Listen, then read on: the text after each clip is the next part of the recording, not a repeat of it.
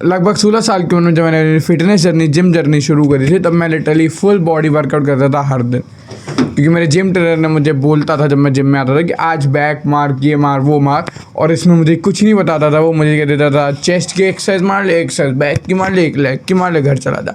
That's absolutely bullshit. ना उसने मुझे फेलियर बताया, ना उसने मुझे इंटेंसिटी, वॉल्यूम, घंटा कुछ नहीं बताया, जस्ट मुझे बताया। मुझे बहुत टाइम, बहुत ट्रायल एरर लग गया पता लगाने में कि was the best workout for me और मुझे क्या करना चाहिए। एक टीनेजर से एस्थेटिक फिजिक बनानी है, ठीक है, उससे क्या करना चाहिए। अब एक चीज़ देखते हैं, मेरे और तुम्हारे गोल अलाइन होना चाहिए। ये वीडियो तुम्हारी सबसे ज़्यादा हेल्प करे, इसलिए मेरे और तुम्हारे गोल अलाइन कैसे होंगे मैं अपने गोल बताता हूँ। तो हम क्या चाहते हैं, वी वांट अ फिजिक जो अच्छी लगे। वी डजंट केयर अबाउट कि वो बॉडी बिल्डिंग स्टेज पे कैसी लग रही है। वी डजंट केयर अबाउट कि बॉडी बिल्डिंग जजेस या फिर वो कोचेज कैसे से परसीव कर रहे हैं। वी जस्ट वांट कि सेक्सुअली फीमेल को अट्रैक्टिव लगे और एक रिस्पेक्टफुल मैनर में, एक अच्छे वे में किसी दूसरे मेल को अट्रैक्टिव लगे। सिर्फ इतना चाहते हैं। अगर ऐसा है तो हम दोनों के गोल अलाइन करते हैं। Let's do it. सबसे पहले यार देखो क्या होता है, मैंने बहुत सारी चीज़ें करी, जैसे कि push pull leg, full body splits, push pull leg, then upper lower, बहुत सारे स्प्लिट करे, माइक मेंदर की ट्रेनिंग करी, और मैं तब जाके आ पाया फाइनल चीज़ पे कि क्या करना चाहिए। तो मैंने मसल्स को ना 2 ग्रुप में कैटेगराइज करा। एक कैटेगराइज मैंने करा कंपाउंड लीड के हिसाब से, जो तुम्हारे मास के लिए चाहिए होंगी, जो तुम्हारे शर्ट में हर चीज़ में दिखेंगे कि यहाँ कुछ मास है, वहाँ पे मतलब लिटरली तगड़े दिखोगे तुम, वो वाली कैटेगरी में। उसके बाद मैंने जो डाला है वो उस कैटेगरी की चीज़ें हैं जो कि इवन दो मसल गेन होने के बाद बहुत प्यारी लगती हैं, और तुम्हें वो चाहिए होती हैं वो एस्थेटिक पर्सपेक्टिव के लिए, कि जब तुम शर्ट उतारो या शर्ट नहीं भी उतारो तो भी काफ़ी कूल लगे वो चीज़। तो मैंने 2 पार्ट में डिवाइड करा। सबसे पहले बात करते हैं क्या क्या चीज़ें हैं जिसमें मास चाहिए, लिटरल वाला, कि तुम्हारे एकदम खूब सारा भी मसल चाहिए वहाँ पे, वो प्रायोरिटी में रखोगे। यानी पहला सेट तुम उसका करोगे। सबसे पहली चीज़ है चेस्ट। चेस्ट के बाद आता है तुम्हारा लैट्स, और लैट्स के बाद आता है तुम्हारा glutes and hamstring. That's it. Stupid लग रहा होगा सुनने में क्योंकि एस्थेटिक बॉडी मसल में नहीं आते, पर मेरी बात सुनो। सी, जब तुम चेस्ट के लिए बेंच प्रेस करते हो, लैट्स के लिए पुल अप्स करते हो और हैमस्ट्रिंग के लिए आरडीएल करते हो, गेम ओवर। हर बार जब भी लेग डे या जो भी डे है जिसमें तुम्हें ट्रेन करते हो, chest day, back day, leg day, जो भी जैसे भी करते हो, मैं तुम्हारी स्प्लिट नहीं छेड़ूंगा, उसमें जब तुम्हें प्रायोरिटी रख के वर्कआउट करते यू बिकम्स वे बेटर, ठीक है। क्योंकि देखो चीज़ क्या होती है, जब कोई इंसान हमें किसी भी कपड़ों में देखते हैं, क्योंकि मेजॉरिटी ऑफ हमें कपड़ों में देखते हो, तुम बिना कपड़ों के कहीं नहीं दिखते हो, तो जो चेस्ट होते हैं वो ऊपर से स्टील आर्मर प्लेटेड वाला लुक देती है। जो तुम्हारी बैक होती है वो तुम्हें वाइडर अपीयरेंस देती है, more than your shoulder. Yes, more than your shoulder, मेरी बात फिर सुनना। और जो तुम्हारा जब तुम जीन्स या लोअर कुछ भी पहनते हो तो उसमें जो ग्लूट्स और हैम्स होते हैं वो ज़्यादा तुम्हें स्ट्रॉन्गर और एक एबल्ड पर्सन वाला लुक देते हैं, एक स्ट्रॉन्गर, एक मोर मसल वाले पर्सन का लुक देते हैं compare to your cot. Yes, ये बात भी ट्रू है। तो इस वजह से ये 3 चीज़ों में तुम्हें प्रायोरिटी रखना है। यानी जब चेस्ट डे आए तो एक चेस्ट डे में मान लो लेट्स से तुमने चेस्ट प्रेस के लिए बेंच मारा, एक में तुमने चेस्ट प्रेस के लिए डंबल प्रेस मारे, वो प्रायोरिटी रखो। पहले एक्सरसाइज करो, 2 सेट करो, 3 सेट करो, तुम पे डिपेंड करता है कितना वॉल्यूम तुम्हारी बॉडी झेल रही है, डाइट कैसी, न्यूट्रिशन कैसा, रेस्ट रिकवरी कैसी है, दैट्स ऑल। लेकिन ये इसमें तुम्हें प्रोग्रेस बनाने, डजंट मैटर तुम बल्क कर रहे हो कट।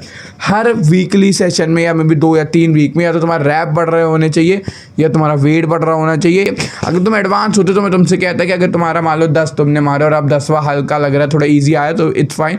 लेकिन नहीं, एज अ बिगिनर तो भी यानी 1 से 2 वीक के आसपास या तो रैप्स बढ़ना चाहिए या वेट बढ़ना चाहिए। ये दिमाग में गोल रखना आप, ठीक है। इन 3 एक्सरसाइज के लिए फिर से सुन लो। चेस्ट के लिए मैं यूज़ करता हूँ हमेशा बारबेल बेंच प्रेस, बैक के लिए मैं हमेशा पुल अप यूज़ करता हूँ, और उसके बाद मैं यूज़ करता हूँ आरडीएल। अब इसका अगर मैं तुम्हें एक पॉइंट दे दूँ कि एक पॉइंट के बाद जहाँ पे मास इकट्ठा हो जाए, वो तुम अपने बॉडी वेट को 3 से 4 रैप में बेंच प्रेस करने लग जाओगे। जब तुम अपने बॉडी वेट के साथ 12 to 15 वाली रेंज में पुल अप करने लग जाओगे, और जब तुम अपने ग्लूट्स और हैम्स की बॉडी वेट के 2x जितनी जो डेड होती है वो 2 से 3 रैप के लिए करने लग जाओगे। Now this is very advance goal, तुम्हें करने में भी डिपेंडिंग ऑन जेनेटिक्स महीने टू साल लग सकते हैं। महीने शायद कोई बहुत ही elite top of the top होगा, लेकिन इट्स हाई गोल। जब तुम इस लेवल पे पहुंच जाओगे तब अपने आप ही बंदों को तुम्हें चेंज और वो जो मास जो होता है जिसे कहते हैं वो दिखने लगेगा। समझे मेरी बात। इसके बाद जिन चीज़ों को मैं प्रायोरिटाइज करा वो थोड़ी सी अलग थी, मेरी बात सुनना। सबसे पहले मैंने किस चीज़ को प्रायोरिटाइज करा था वो तो मेरे लैटरल डेल्ट्स। लैटरल डेल्ट को सबसे ज़्यादा प्रायोरिटाइज करने का मेरा प्यारा मतलब ये था क्योंकि लैटरल डेल्ट तुम्हें चौड़ा करते हैं। लेकिन मेरी बात सुनना, मैंने पर्सनली खुद में लैटरल डेल्ट्स में ग्रोथ तब देखी जब मैंने हैवी डंबल प्रेसेस लगाने शुरू करे। मैंने ऐसा देखा, या हो सकता है मे बी मेरे इफेक्ट में आ रहा हो या फिर पंप हो सकता है, मेरा पर्सनल एक्सपीरियंस ये कह रहा है कि जब मैंने हैवी प्रेसेस लगाने शुरू करे शोल्डर प्रेसेस, तब मेरे फ्रंट डेल्ट और साइड डेल्ट ज़्यादा अच्छे से ग्रो होने लगे कंपेयर टू जो भी होता है लैटरल रेजेस वगैरह। अब मैं लैटरल रेजेस अभी भी करता हूँ 2 सेट के लिए, लेकिन जब मैंने प्रायोरिटाइज करा हैवी प्रेसिंग शोल्डर प्रेसिंग को, वो मुझे ज़्यादा बेनिफिट लगा। तो मैं तुमसे भी चाहूँगा एक बार अपनी लाइफ में शोल्डर प्रेसिंग मार के देखो, शोल्डर प्रेसिंग को इंक्रीज़ करके देखो। एक गुड पॉइंट होगा तुम्हारे लिए अपने बॉडी वेट के 70% 5 to 6 रैप के लिए शोल्डर प्रेस करना। अगर तुम 50 kg के स्किनी गाय हो तो तुम्हारा 70% होगा 35 kg, तो 35 kg को शोल्डर प्रेस करना। लेट्स से जैसे कि मैं अभी 80 kg का हूँ तो मेरा 70% होगा, तो मेरा 70% होगा 56 kg। राइट नाउ मैंने अभी 25 kg के डंबल जो कि 50 kg प्रेस करने शुरू कर दिए थे फॉर 6 to 7 रैप, और मैं नेक्स्ट गोल होने वाला है ऑफ कोर्स 60 kg। तो मैं नियर अबाउट अपने उस गोल पे हूँ जिस गोल पे तुम्हारे शोल्डर अच्छे दिखने लगते हैं। और तब मैंने यह चीज़ बेनिफिट देखा कि यार मेरे जो लैटरल डेल्ट होते हैं, जो कि टेक्निकली तुम्हारे लैटरल लेज से ग्रो होने चाहिए, और बहुत लोग तो ये भी कहते हैं लैटरल लेजेस करो, फ्रंट लेजेस मत करो। मैंने ये देखा तुम्हें प्रेसिंग मूवमेंट करने से वो ज़्यादा ग्रो हुए मेरे पर्सनली। अगली चीज़ जिस पे मैंने ज़्यादा काम करना शुरू करा it's word trap and neck. तो मैंने ट्रैप एंड नेक को शुरू के पूरे 2 साल तक इग्नोर कर रखा था, क्योंकि मुझे ऐसा लगता था कि जो ट्रैप्स जो मसल होती है जब वो थिक लगने लगते तो हमारे शोल्डर की डेफिनेशन चुरा लेते, जो कि एक बात भी ठीक है। लेकिन जब मैं रियल लाइफ में आया कि असली में जो ट्रैप्स होते हैं वो कभी तुम्हारे ऐसे बॉडी बिल्डर जैसे नहीं दिख सकते हैं।